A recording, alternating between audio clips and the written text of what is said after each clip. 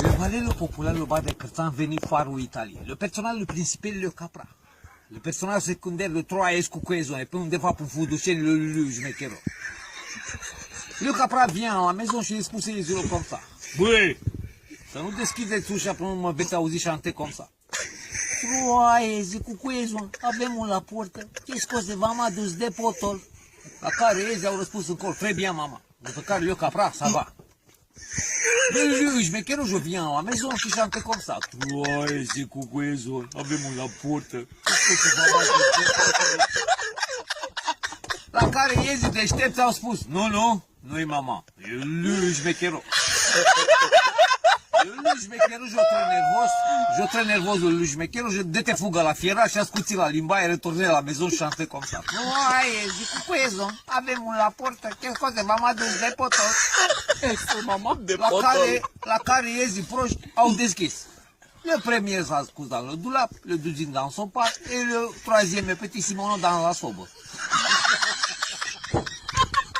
Le jmecherul, je intra la maison și je mangeais. Le premier dans le dulap, le deuxième dans son pat, et le troisième nu l-a găsit. De cap, bă.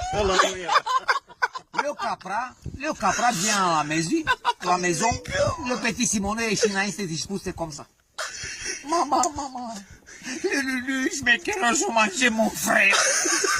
Mais non, mais oui, ma comme ça, zice, gheogâlț. Eu très nervoasă, le capra de pe fugă la și spuse cum ça. Cu sarmaliziune.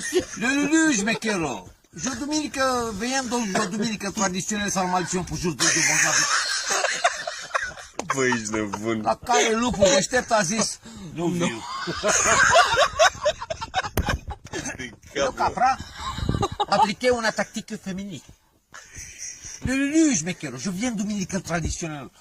Sarmaliziune pe jur de Moldavie. La care lupul prost a zis, je viu.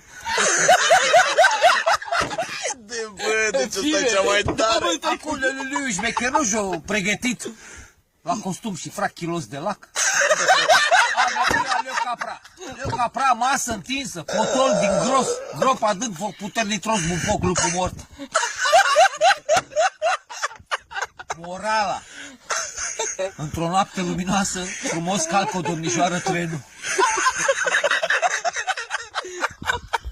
Băi, Într-o seară luminoasă, frumos calcă o domnișoară.